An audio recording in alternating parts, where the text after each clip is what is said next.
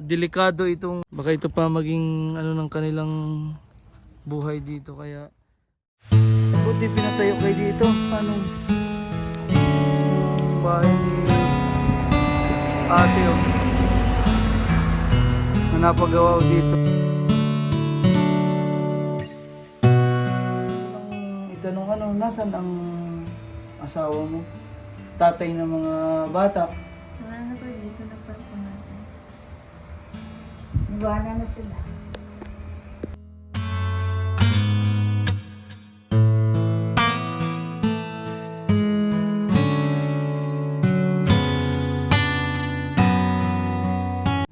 Susunduin na namin si Madam, si Ate Shasha. Kasi may bibilin kami ngayon para sa mga bata. Pero bago po yun, ay magtatanong muna tayo dito sa pinsanin nyo ba yan si tatay dito? Yung karpintero po.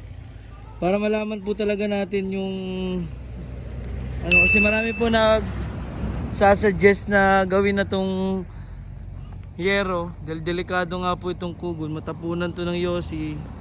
Nung gabi tulog sila. Ay nako, delikado. Delikado po ang mangyayari. Kakausapin po natin yung si tatay. Sige po, baka nandito. Tatay! Nakitatay. Si tatay, dyan po nakatira yung karpintero na pinsanin nila. Kaya ngayong araw po, bumalik kami para sunduin. Medyo malayo po to sa bayan. Susunduin na namin siya.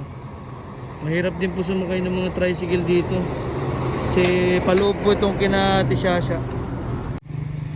Ito na po, at yung mga comments nyo pong nababasa ko lahat ng mga nagmamahal po sa pamilya ni Shasha.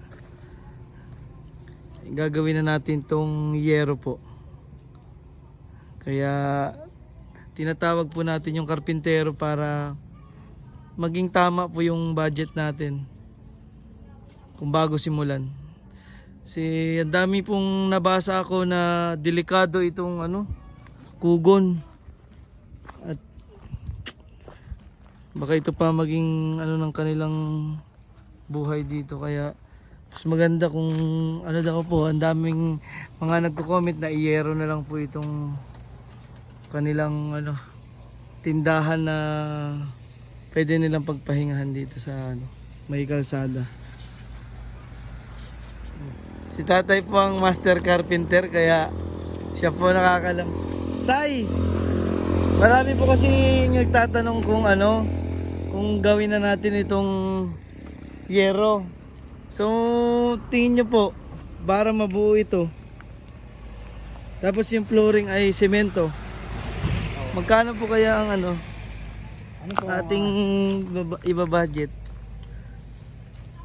Yero. Ilang piraso pong yero kayang kakainin nito? Ano na ikuan? Hindi na ko ikuan eh. Pitong yero. 7 yero po, mga 8 o 7. 12 by 6. by 6. Hindi 12. Ah, 6 ka. 7 po. 7. 7, 12, 7 6. Oh. Tapos yung Bago ito, flooring ay sabi semento. naman ay alagyan pa natin ito ng 2x2. Oh, Para kahoy pakuan. din. Oh. Oo. Ayan tay. Yung inyong, kasi kayo po ang master dito. Nako. Nako, gumuho na nga. Natanggal na oh. Nako. Lahat ng mga bata eh. Sakyan ng mga ano. Kayo ho, magkano ang budget pag ganyan gagawin pong yero ang bubong? Ay papalitan po, delikado nga ni po ang ano, kugon ay sa highway, nasa kalsada, tabihan. Kasi hindi ko alam ang presyo ng yero. Bukod-bukod ang presyo ng yero eh. Yung makapal, may 45 ang fee. Yung manipis naman, 35 lang. Kasi parang papilaman pag nayapakan dyan ay malulunot. Medyo makapalan. Oo, dapat yung mga 45 ang fee. Mm. Kaya Kwintahin nyo yung 12, kwintahin nyo yung 12 pi sa 30, sa 45. 45. Nasa 550 isa. Hero. Kasi 12p ay. Eh ano po mga sa budget? Kami po ay nakaipon na ng 16,000 pa lang. So tingin niyo po aabutin ito ng nasa 25 to 30? Ano pong kayo po ang Kung halimbawa, baka abot yun ng 30 yan. talagang yun na po yung Yun ano, na. 30 ano? Ah. Buo na ito, may flooring na semento. Flooring. Kasi yung kung ito, sandaan ng half block, pagkot, ngayon lang. Opo. Tigat patong. Bago yung simento. Yung pinakang flooring naman. Kasi yung sa isang daang hollow block, 3 supot na simento ang kanon. Ang magagamit. Magagamit ho. No, sa isang daan. Ay kung flooring lang po, walang 3 patong na semento. Flooring lang ay yung semento tapos hardiplex na yung iikot dito. Hindi. Tingin niyo po. Mas okay po ba sa inyo ang may 3 patong? Mas maganda yung may 3 patong. Kasi pag lumampas sa lupa, halimbawa, lumampas ng kaganito, maglalagay tayo ng pinakang plate, dito papatong yung pilar. Hindi man makakuha ng ulan. Ayun ang... Magsalamsi ka ng ulan yung dingding. Kaya ngayon po sinundo din namin to si Shasha at napunta po kami ng bayan para bumili po ng mga damit ng mga bata. Kaya yun, talagang ano, mag-iipon pa kami dahil 30,000. natin dito. Opo. Mga 30,000 po ang iipunin namin, naka 16,000 na po kaming ipon.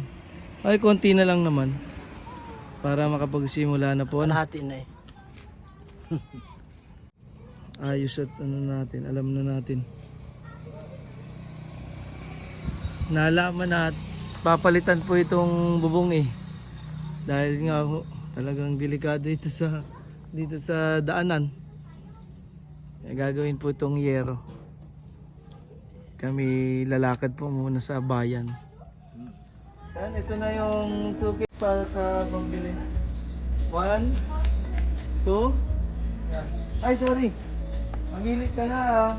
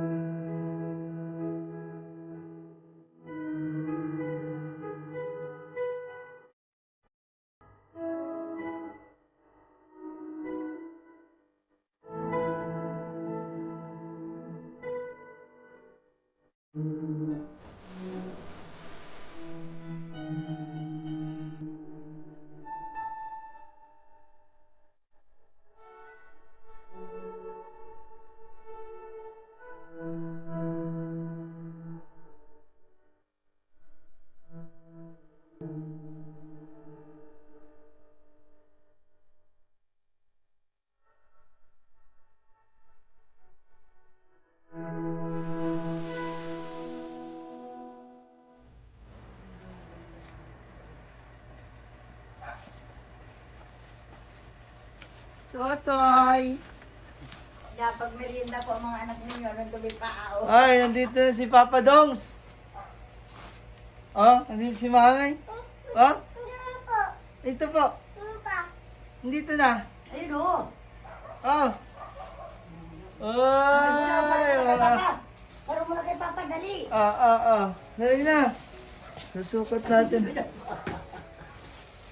Saan ka ba nagpunta ng talukan? Nagkabas ng pan. Mm-mm. Una, bibi. Meron siya. Yan o, dala ni Mami. Tig-isa kayo. Mama siya. Oh. Binili na ng damit. Sukati na. Pagsusukatin na. Pagsusukatin na. Oh, ang tubo. Oh. Yan. Makikita yung tawa doon eh, nanggaling sa Yan. labas. Laro. Aba. Bumili pa kami ng mga coloring book. Kulay-kulay yung dalo. Oh. Naku. Sige po, malaki na nga. Ano palang paano ninyo? Ba. Salamat kayo sa Panginoon. Wow! Sakto nga yan. Galing talaga ni Mama, oh. Sakto eh. Ay, si Tatay. Ikaw naman, dali. Para hindi na madami ang paa. Oh. Ayo. Yan. Ayo. Ayo.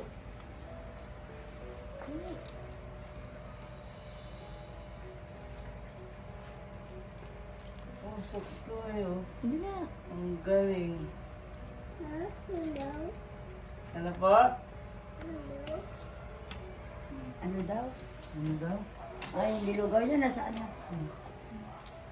Oh, may isa na. Abo, gaganda na. Ang lakad na si Nining, ha? Ayo. Oh!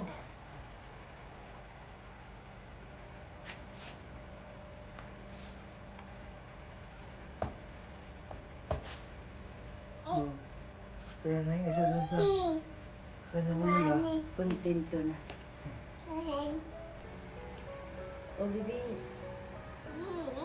Ay, ayaw mo nang magmerinda. At ikaw may ball na. Ba? Ang lakad na si Nining, oh. Ay! Ang ganda! Ganda nga niya. Galing pumili ni Shasha.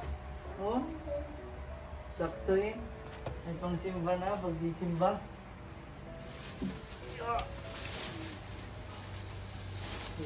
Wala malamang merinda, hindi mo tindira ng ano. Tumuloy mo ba? Bibi, tayo. Ayan.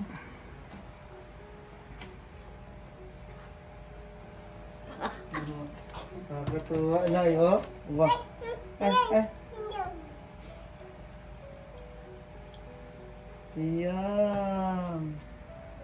May bihis na si Tutoy oh. Salamat kay Madam Kwan. Hapulisa. Ay, wow. Bihis na yan, nalapang ligo. Kaligo na kapo. Kanina. Hapon ba? Kanina. Kanina. Ay, ang likot naman. Kaya ang dungis ay naglabas. Ay, oo, orange na, buti bula orange. Oh. Wow! Oh. Oh, yan na. Gagawa lang tayo, ano? Gagawa lang na po pang... Yan po ang susuotin pag mamasyal kami sa Jollibee. Wow, Bawal magka-jolly pala yan. mga bata. Bawal. Bawal lumabas. Papa Dongs. Yan.